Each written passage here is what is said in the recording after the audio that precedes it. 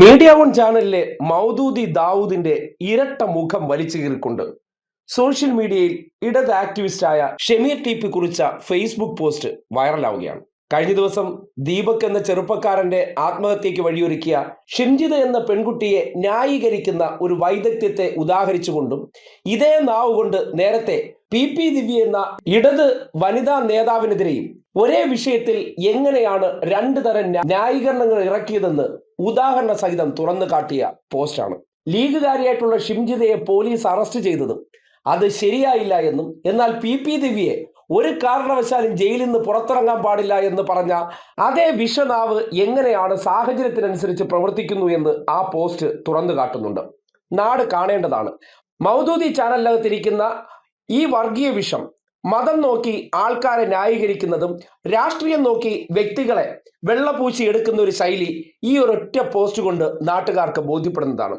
ഷമീറിന്റെ post ഇതേ ഇങ്ങനെയാണ്: താൻ നേരിട്ട ഒരു ദുരനുഭവം സമൂഹത്തോട് തുറന്നു പറഞ്ഞു എന്നതുകൊണ്ട് ഒരു സ്ത്രീ നേരിടുന്ന ആൾക്കൂട്ടാക്രമണം നീതികേടാണ്. താൻ ആരോപണം ഉന്നയിച്ച ഒരാൾ തൂങ്ങിച്ചത്തു എന്നുള്ളതുകൊണ്ട് ആരോപണം ഉയർത്തിയ ഒരാൾ തെറ്റുകാരി ആകുന്നില്ല.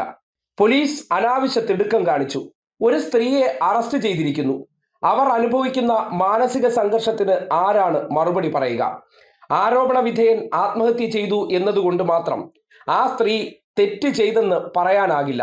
വീഡിയോയിൽ ആ സ്ത്രീ ആക്രമിക്കപ്പെടുന്നത് വ്യക്തമാണ് എന്നാണ് എനിക്ക് തോന്നുന്നത്. തെറ്റ് ചെയ്തിട്ടുണ്ടെങ്കിൽ കോടതി ശിക്ഷ വിധിക്കട്ടെ, അല്ലാതെ ആൾക്കൂട്ടം ശിക്ഷ വിധിക്കണ്ട.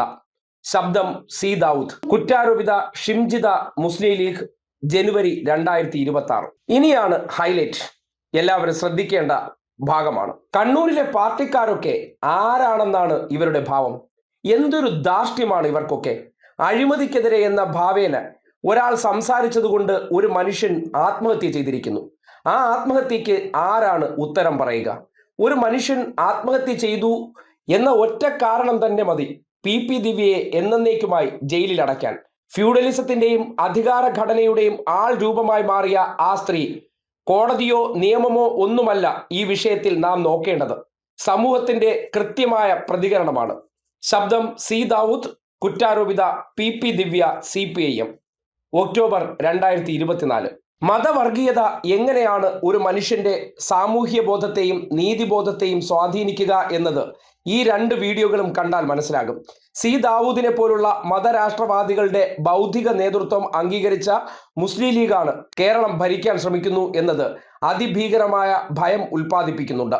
ഈ നാടിനെ കുട്ടിച്ചോറാക്കാൻ മതേതര സമൂഹം ഇവരെ അനുവദിക്കരുത്. വളരെ കൃത്യമായി സി ദാവൂദ് എന്ന കപടന്റെ ഇരട്ട മുഖത്തെ തുറന്നു കാട്ടിക്കൊണ്ടാണ് ഷമീർ ഈ പോസ്റ്റ് കൃത്യമായി വിശകലനം ചെയ്ത് സോഷ്യൽ മീഡിയയിൽ കുറിച്ചിരിക്കുന്നത്. ഒരേ വിഷയം, ആത്മഹത്യ. ആ ആത്മഹത്യയിൽ മുസ്ലിം പെൺകുട്ടി കാരണക്കാരിയായാൽ അതിനെ എങ്ങനെയാണ് വെള്ളം പൂശുന്നത്? പ്രത്യേകിച്ച് അവളുടെ രാഷ്ട്രീയം ലീഗ് കൂടിയാണെങ്കിൽ അവളെയൊക്കെ എങ്ങനെ വേണം നമ്മൾ സമൂഹത്തിന്റെ മുന്നിൽ അവൾ ചെയ്ത കുറ്റത്തിന്റെ തീവ്രത ലഘൂകരിച്ചുകൊണ്ട് സാധാരണമായി അവതരിപ്പിച്ച് അവൾക്ക് മേൽ ഒരു സഹതാപം സൃഷ്ടിച്ചെടുക്കണം. എന്നാൽ മറു സൈഡിൽ നോക്കൂ, പി ദിവ്യ എന്ന ഇടതുപക്ഷക്കാരിക്കെതിരെയും ഉയർന്നു വന്ന ആരോപണം സമാനമാണ്. പക്ഷേ അവൾ ജയിലിൽ അടയ്ക്കപ്പെടണം. അവൾക്ക് യാതൊരു തരത്തിലും നീതി കിട്ടാൻ പാടില്ല. പൊതുജന പ്രതികരണം ഈ വിഷയത്തിൽ ഉണ്ടാകണം. അപ്പോ നിങ്ങൾക്ക് എന്ത് കാര്യം മനസ്സിലാകുന്നുണ്ട്?